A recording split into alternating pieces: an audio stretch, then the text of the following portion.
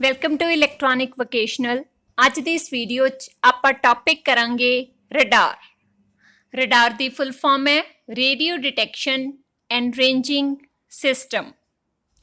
ਇਸ ਦੀ ਵਰਤੋਂ ਅਸੀਂ ਕਿਸੇ ਵੀ ਆਬਜੈਕਟ ਦੀ ਲੋਕੇਸ਼ਨ ਤੇ ਉਸ ਦੀ ਦੂਰੀ ਪਤਾ ਕਰਨ ਲਈ ਕਰਦੇ ਹਾਂ। ਇਸ ਦੀ ਵਰਤੋਂ 에ਅਰਕ੍ਰਾਫਟਸ ਦੇ ਵਿੱਚ, ਸ਼ਿਪਸ ਦੇ ਵਿੱਚ ਜਾਂ ਫਿਰ ਸਪੇਸ ਕ੍ਰਾਫਟਸ ਦੇ ਵਿੱਚ ਕੀਤੀ ਜਾਂਦੀ ਹੈ। ਰਡਾਰ ਦੀ ਵਰਤੋਂ ਧਰਤੀ, ਪਾਣੀ, ਅਸਮਾਨ ਤਿੰਨੋਂ ਜਗ੍ਹਾ ਤੇ ਹੋ ਸਕਦੀ ਹੈ। ਰਡਾਰ ਸਾਨੂੰ ਕਿਸੇ ਵੀ ਸਥਿਰ ਆਬਜੈਕਟ, ਜਿਹਨੂੰ ਅਸੀਂ ਟਾਰਗੇਟ ਵੀ ਕਹਿੰਦੇ ਹਾਂ, ਜਾਂ ਫਿਰ ਮੂਵਿੰਗ ਆਬਜੈਕਟ, ਦੋਨਾਂ ਦਾ ਪਤਾ ਲਗਾ ਕੇ ਦੱਸ ਸਕਦਾ ਹੈ। ਕਿਸੇ ਵੀ ਵੈਦਰ ਨਾਲ ਇਹਦੀ ਐਕਟੀਵਿਟੀਜ਼ ਤੇ ਕੋਈ ਇਫੈਕਟ ਨਹੀਂ ਪੈਂਦਾ, ਭਾਵ ਕਿਸੇ ਕੁਦਰਤੀ ਕਾਰਨ ਜਿਵੇਂ ਕਿ ਹੜ੍ਹ, ਤੂਫਾਨ, ਫੌਗ, ਕਿਸੇ ਵੀ ਚੀਜ਼ ਨਾਲ ਇਹਦੀ ਵਰਕਿੰਗ ਇਫੈਕਟ ਨਹੀਂ ਹੁੰਦੀ। ਇਸ ਦੀ ਫੁੱਲ ਫਾਰਮ ਨੂੰ ਡਿਟੈਕਸ਼ਨ ਪਲੱਸ ਰੇਂਜਿੰਗ ਦੋ ਹਿੱਸਿਆਂ 'ਚ ਡਿਵਾਈਡ ਕੀਤਾ ਹੈ।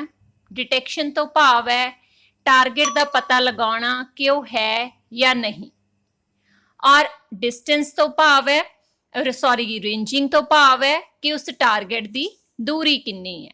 ਸੋ ਇਹ ਸਾਨੂੰ ਦੋਨੋਂ ਚੀਜ਼ਾਂ ਪਤਾ ਕਰਕੇ ਦੱਸਦਾ ਹੈ ਵੀ ਆਬਜੈਕਟ ਕਿੰਨੀ ਦੂਰੀ ਤੇ ਹੈ ਕਿ ਕਿਹੜੀ ਦਿਸ਼ਾ ਦੇ ਵਿੱਚ ਹੈਗਾ। ਹੁਣ ਆਪਾਂ ਕਰਾਂਗੇ ਰਡਾਰ ਦੀ ਵਰਕਿੰਗ। ਸਭ ਤੋਂ ਪਹਿਲਾਂ ਆਪਾਂ ਜੋ ਡਾਇਗਰਾਮ ਦੇ ਵਿੱਚ ਟਰਮਸ ਨੇ ਉਹਨਾਂ ਬਾਰੇ ਡਿਸਕਸ ਕਰਦੇ ਹਾਂ। Radar antenna. ਰਡਾਰ ਦਾ ਐਂਟੀਨਾ ਇੱਕ ਜਗ੍ਹਾ ਇੰਸਟਾਲ ਕਰ ਦਿੱਤਾ ਜਾਂਦਾ ਹੈ।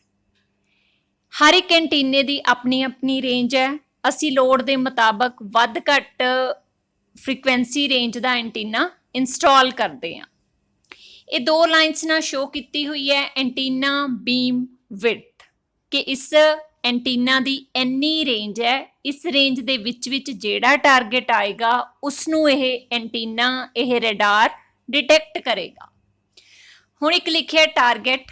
ਟਾਰਗੇਟ ਸਾਡਾ ਮੂਵਿੰਗ ਆਬਜੈਕਟ ਹੈ, ਉਹ ਆਬਜੈਕਟ ਹੈ ਜਿਸ ਨੂੰ ਅਸੀਂ ਡਿਟੈਕਟ ਕਰਨਾ ਹੈ।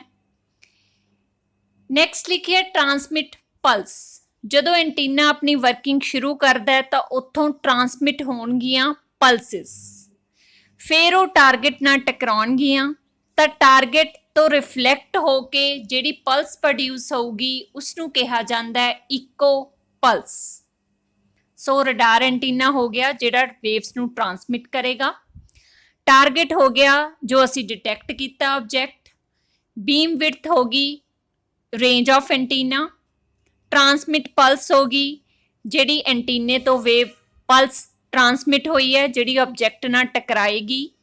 ਇਕੋ ਪਲਸ ਹੋ ਗਈ ਜਦੋਂ ਟਾਰਗੇਟ ਨਾਲ ਟਕਰਾਏਗੀ ਤਾਂ ਉਹ ਰਿਫਲੈਕਟ ਬੈਕ ਹੋ ਕੇ ਵਾਪਸ ਐਂਟੀਨਾ ਕੋਲ ਜਾਏਗੀ। ਇਸ ਡਾਇਗਰਾਮ ਦੇ ਵਿੱਚ ਜੋ ਐਂਟੀਨਾ ਹੈ ਉਹ ਟਰਾਂਸਮਿਟਿੰਗ ਪਲੱਸ ਰਿਸੀਵਿੰਗ ਦੋਨੋਂ ਹੀ ਹੈ, ਮਲਟੀਪਲ ਹੈ।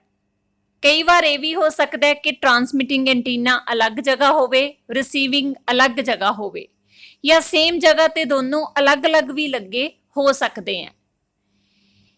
ਲੇਕਿਨ ਮੋਸਟ ਆਫ ਟਾਈਮ ਇਹ 2 in 1 ਹੀ ਹੁੰਦਾ ਹੈ ਕਿ ਟਰਾਂਸਮਿਟਿੰਗ ਰਿਸੀਵਿੰਗ ਇੱਕੋ ਜਗ੍ਹਾ ਹੀ ਹੁੰਦੇ ਨੇ। ਇਹਦੀ ਵਰਕਿੰਗ ਕਿੱਦਾਂ ਹੋਏਗੀ? ਜਦੋਂ ਸਾਡਾ ਐਂਟੀਨਾ ਟਰਾਂਸਮਿਟ ਕਰੇਗਾ ਵੇਵਸ ਤਾਂ ਜਿੰਨੇ ਵੀ ਟਾਰਗੇਟ ਉਸ ਬੀਮ ਦੇ ਵਿੱਚ ਉਸ ਰੇਂਜ ਦੇ ਵਿੱਚ ਆਉਣਗੇ ਤਾਂ ਉਹ ਪਲਸਿਸ ਉੱਥੋਂ ਰਿਫਲੈਕਟ ਬੈਕ ਹੋ ਕੇ ਵਾਪਸ ਆਉਣਗੀਆਂ, ਜਿਹਨੂੰ ਇਕੋ ਪਲਸ ਕਿਹਾ ਜਾਂਦਾ ਹੈ। ਉਹ ਇਕੋ ਪਲਸ ਸਾਡਾ ਰਿਸੀਵਿੰਗ ਐਂਟੀਨਾ ਰਿਸੀਵ ਕਰੇਗਾ। ਉਸ ਪਲਸ ਤੋਂ ਹੀ ਇਹ ਕੈਲਕੂਲੇਟ ਕੀਤਾ ਜਾਏਗਾ ਕਿ ਜਿਹੜਾ ਟਾਰਗੇਟ ਹੈ ਉਹ ਕਿੰਨੀ ਦੂਰੀ ਤੇ ਹੈ ਤੇ ਕਿਸ ਡਾਇਰੈਕਸ਼ਨ ਦੇ ਵਿੱਚ ਹੈ। ਐਟ ਏ ਟਾਈਮ ਸਾਡਾ ਰਡਾਰ ਮਲਟੀਪਲ ਟਾਰਗੇਟਸ ਨੂੰ ਵੀ ਡਿਟੈਕਟ ਕਰ ਸਕਦਾ ਹੈ। ਕਈ ਵਾਰ ਰਡਾਰ ਦਾ ਐਂਟੀਨਾ 2 in 1 ਦੀ ਬਜਾਏ ਅਲੱਗ-ਅਲੱਗ ਵੀ ਵਰਤਿਆ ਜਾ ਸਕਦਾ ਹੈ, ਜਿਵੇਂ ਕਿ ਇਸ ਡਾਇਗਰਾਮ 'ਚ ਦਿਖਾਈ ਦੇ ਰਿਹਾ ਹੈ। ਰਡਾਰ TX ਭਾਵ ਟਰਾਂਸਮਿਟਿੰਗ ਐਂਟੀਨਾ ਰਡਾਰ ਦਾ, ਜਿਹੜਾ ਪਲਸ ਟਰਾਂਸਮਿਟ ਕਰੇਗਾ। ਟਾਰਗੇਟ ਨਾਲ ਟਕਰਾ ਕੇ ਜਦੋਂ ਇਕੋ ਪਲਸ ਵਾਪਸ ਆਏਗੀ ਉਸਨੂੰ ਰਿਸੀਵ ਕਰੇਗਾ ਰਡਾਰ RX ਰਿਸੀਵਿੰਗ ਐਂਟੀਨਾ। ਸੋ ਜਿਵੇਂ ਕਿ ਆਪਾਂ ਪਹਿਲਾਂ ਡਾਇਗਰਾਮ 'ਚ ਕੀਤਾ ਉਹਦੇ ਵਿੱਚ ਇੱਕੋ ਐਂਟੀਨਾ ਸੀ ਜੋ ਟਰਾਂਸਮਿਟਿੰਗ ਰਿਸੀਵਿੰਗ ਦਾ ਕੰਮ ਕਰਦਾ ਹੈ। ਇਹਦੇ ਵਿੱਚ ਅਲੱਗ-ਅਲੱਗ ਨੇ, ਫੰਕਸ਼ਨ ਦੋਨਾਂ ਦਾ ਸੇਮ ਹੀ ਹੈ ਕਿ ਪਲਸ ਟਰਾਂਸਮਿਟ ਕਰਕੇ ਰਿਫਲੈਕਟ ਹੋ ਕੇ ਟਾਰਗੇਟ ਤੋਂ ਆਏਗੀ ਉਸਨੂੰ ਰਿਸੀਵ ਕਰਨਾ ਹੈ। ਉਸ ਰਿਸੀਵ ਹੋਈ ਇੱਕੋ ਪਲਸ ਦੇ ਮੁਤਾਬਕ ਹੀ ਅਸੀਂ ਰੇਂਜ ਔਰ ਟਾਰਗੇਟ ਕਿਹੜਾ ਹੈਗਾ ਇਹ ਸਭ ਆਇਡੈਂਟੀਫਾਈ ਕਰਦੇ ਹਾਂ। ਨੈਕਸਟ ਰਡਾਰ ਦੀਆਂ ਐਡਵਾਂਟੇजेस, ਇਸ ਨਾਲ ਕਿਸੇ ਵੀ ਟਾਰਗੇਟ ਦੀ ਲੋਕੇਸ਼ਨ ਤੇ ਡਿਸਟੈਂਸ ਅਸੀਂ ਪਤਾ ਕਰ ਸਕਦੇ ਹਾਂ ਕਿ ਸਾਡਾ ਜਿਹੜਾ ਟਾਰਗੇਟ ਹੈ ਉਹ ਕਿਹੜੀ ਦਿਸ਼ਾ 'ਚ ਹੈ, ਕਿੰਨੀ ਦੂਰੀ ਤੇ ਹੈ। ਦੂਸਰਾ, ਕਿਸੇ ਵੀ ਘੁੰਮਣ ਵਾਲੇ ਟਾਰਗੇਟ ਦੀ ਵੈਲੋਸਿਟੀ, ਸਪੀਡ ਵੀ ਅਸੀਂ ਇਸ ਨਾਲ ਪਤਾ ਕਰ ਸਕਦੇ ਹਾਂ। ਥਰਡ ਹੈ ਕਿ ਕੁਦਰਤੀ ਕਾਰਨ ਜਿਵੇਂ ਕਿ ਧੁੰਦ, ਬਾਰਿਸ਼, ਕਿਸੇ ਵੀ ਤੂਫਾਨ ਦਾ ਇਸ ਦੀ ਵਰਕਿੰਗ ਤੇ, ਇਸ ਦੀ ਐਕਟੀਵਿਟੀਜ਼ ਤੇ ਕੋਈ ਵੀ ਇਫੈਕਟ ਨਹੀਂ ਪੈਂਦਾ। ਚੌਥਾ ਹੈ ਕਿ ਇਹ ਮਲਟੀਪਲ ਟਾਰਗੇਟਸ ਨੂੰ ਐਟ ਏ ਟਾਈਮ ਡਿਟੈਕਟ ਕਰ ਸਕਦਾ ਹੈ। ਇਸ ਦੀ ਰੇਂਜ ਵਿੱਚ ਜਿੰਨੇ ਵੀ ਟਾਰਗੇਟ ਹੋਣਗੇ ਉਹਨਾਂ ਦੀ ਗਿਣਤੀ ਜਿੰਨੀ ਮਰਜ਼ੀ ਹੋਵੇ, ਇਹ ਸਾਰਿਆਂ ਨੂੰ ਇਕੱਠੇ ਡਿਟੈਕਟ ਕਰ ਸਕਦਾ ਹੈ। ਇਸ ਦੀ ਰੇਂਜ ਕਾਫੀ ਜ਼ਿਆਦਾ ਹੈ। ਇੱਕ ਵੱਡੇ ਏਰੀਏ ਲਈ ਇਹ ਸਸਤਾ ਸਾਧਨ ਹੈ। ਵੈਸੇ ਤਾਂ ਰਡਾਰ ਕਾਫੀ ਕਾਸਟਲੀ ਹੈ, ਬਟ ਜਦੋਂ ਆਪਾਂ ਕਹੀਏ ਕਿ ਇੱਕ ਵੱਡਾ ਏਰੀਆ ਇਹਨੇ ਕਵਰ ਕਰਨਾ ਹੈ ਤਾਂ ਆਪਾਂ ਇਹਨੂੰ ਇਕਨੋਮਿਕਲ ਮੰਨਦੇ ਹਾਂ। ਨੈਕਸਟ ਹੈ ਕਿ ਕਿਸੇ ਵੀ ਇਨਸੂਲੇਟਰ ਜਿੱਥੋਂ ਸਾਡੀਆਂ ਆਪਾਂ ਕਹਿ ਸਕਦੇ ਹਾਂ ਇਲੈਕਟ੍ਰਿਸਿਟੀ ਪਾਸ ਨਹੀਂ ਹੁੰਦੀ, ਬਟ ਇਹ ਇਨਸੂਲੇਟਰ ਦੇ ਪਿੱਛੋਂ ਵੀ ਸਾਨੂੰ ਟਾਰਗੇਟ ਨੂੰ ਡਿਟੈਕਟ ਕਰਕੇ ਦੱਸ ਦਿੰਦਾ। ਜਦੋਂ ਇਹ ਇੱਕੋ ਪਲਸ ਨੂੰ ਰਿਸੀਵ ਕਰਦਾ ਤਾਂ ਉਹ ਸਾਰੀ ਇਨਫੋਰਮੇਸ਼ਨ ਨੂੰ ਆਪਣੇ ਅੰਦਰ ਸਟੋਰ ਕਰ ਲੈਂਦਾ ਹੈ। ਇਹਦੇ ਵਿੱਚ ਸਟੋਰੇਜ ਡਿਵਾਈਸ ਲੱਗਿਆ ਹੋਇਆ ਜਿਹੜਾ ਸਾਰੀ ਇਨਫੋਰਮੇਸ਼ਨ ਨੂੰ ਸਟੋਰ ਕਰ ਲੈਂਦਾ ਹੈਗਾ। ਇਸ ਦੀ ਵਰਤੋਂ ਧਰਤੀ, ਪਾਣੀ, ਅਸਮਾਨ ਹਰ ਜਗ੍ਹਾ ਤੇ ਕੀਤੀ ਜਾ ਸਕਦੀ ਹੈ। ਅੰਡਰ ਵਾਟਰ ਵੀ ਇਹ ਸਾਨੂੰ ਟਾਰਗੇਟ ਡਿਟੈਕਟ ਕਰਕੇ ਦੱਸ ਦਿੰਦਾ ਹੈਗਾ। ਨੈਕਸਟ ਆਪਾਂ ਕਰਦੇ ਹਾਂ ਇਸ ਦੀਆਂ ਐਪਲੀਕੇਸ਼ਨਸ। ਐਪਲੀਕੇਸ਼ਨ 'ਚ ਸਭ ਤੋਂ ਪਹਿਲਾਂ ਡਾਇਰੈਕਸ਼ਨ ਆਫ ਸ਼ਿਪਸ।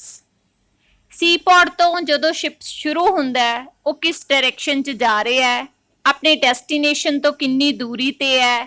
ਰਡਾਰ ਇਹ ਸਭ ਆਇਡੈਂਟੀਫਾਈ ਕਰਨ ਦੇ ਵਿੱਚ ਹੈਲਪ ਕਰਦਾ ਹੈ। ਉਹ ਸਾਨੂੰ ਸ਼ਿਪਸ ਦੀ ਲੋਕੇਸ਼ਨ ਅਤੇ ਡਾਇਰੈਕਸ਼ਨ ਦਾ ਪਤਾ ਦੱਸਦਾ ਹੈ। ਨੈਕਸਟ ਹੈ ਮਿਲਟਰੀ ਐਪਲੀਕੇਸ਼ਨਸ। ਸਾਡੇ ਦੁਸ਼ਮਣ ਦੀਆਂ ਮਿਜ਼ਾਈਲਸ ਕਿੱਥੇ ਹੈਗੀਆਂ ਨੇ, ਕਿੰਨੀ ਲੋਕੇਸ਼ਨ ਕੀ ਹੈ ਉਹਨਾਂ ਦੀ, ਡਿਸਟੈਂਸ ਕੀ ਹੈ, ਇਹ ਸਭ ਕੁਝ ਲੱਭਣ ਦੇ ਵਿੱਚ ਰਡਾਰ ਸਾਡੀ ਹੈਲਪ ਕਰਦਾ ਹੈ। ਸੋ ਮਿਲਟਰੀ ਦੇ ਵਿੱਚ ਰਡਾਰਸ ਦੀ ਵਰਤੋਂ ਕਾਫੀ ਕੀਤੀ ਜਾਂਦੀ ਹੈ। ਨੈਕਸਟ ਹੈ ਸੈਟੇਲਾਈਟਸ ਨੂੰ ਲੱਭਣਾ। ਸਾਡੇ ਸੈਟੇਲਾਈਟ ਦੀ ਰੇਂਜ ਕਿੰਨੀ ਹੈ, ਉਹਨਾਂ ਦੀ ਲੋਕੇਸ਼ਨ ਕੀ ਹੈ, ਉਹ ਵੀ ਰਡਾਰਸ ਨਾਲ ਆਇਡੈਂਟੀਫਾਈ ਕੀਤੀ ਜਾਂਦੀ ਹੈ। ਨੈਕਸਟ ਹੈ to control road traffic. Vehicles ਦੀ ਸਪੀਡ ਕੀ ਹੈ, ਉਹਨਾਂ ਦੀ ਮੂਵਮੈਂਟ ਕਿਸ ਡਾਇਰੈਕਸ਼ਨ 'ਚ ਹੋ ਰਹੀ ਹੈ, ਸਪੀਡ ਲਿਮਿਟ ਕ੍ਰਾਸ ਕਰ ਰਹੇ ਹੈ ਨਹੀਂ ਕਰ ਰਹੇ, ਇਸ ਨੂੰ ਵੀ ਦੂਰ ਬੈਠੇ ਰਡਾਰ ਦੀ ਹੈਲਪ ਨਾਲ ਆਇਡੈਂਟੀਫਾਈ ਕੀਤਾ ਜਾ ਸਕਦਾ ਹੈ। ਨੈਕਸਟ ਹੈ 에ਅਰਪੋਰਟਸ ਤੇ। 에ਅਰਪੋਰਟਸ ਤੇ ਜਿਹੜੇ ਸਾਡੀ 에ਅਰ ਟ੍ਰੈਫਿਕ ਹੈ, ਐਰੋਪਲੇਨਸ ਦੀ ਰੇਂਜ ਔਰ ਡਿਸਟੈਂਸ, ਉਹ ਟ੍ਰੈਫਿਕ ਨੂੰ ਕੰਟਰੋਲ ਕਰਨ ਦੇ ਲਈ ਰਡਾਰ ਦੀ ਵਰਤੋਂ ਕੀਤੀ ਜਾਂਦੀ ਹੈ। ਸੋ ਇਹ ਸੀਗਾ ਅੱਜ ਦਾ ਟੌਪਿਕ ਰਡਾਰ। ਨੈਕਸਟ ਵੀਡੀਓ 'ਚ ਮਿਲਦੇ ਹਾਂ ਨੈਕਸਟ ਟੌਪਿਕ ਦੇ ਨਾਲ। Thank you.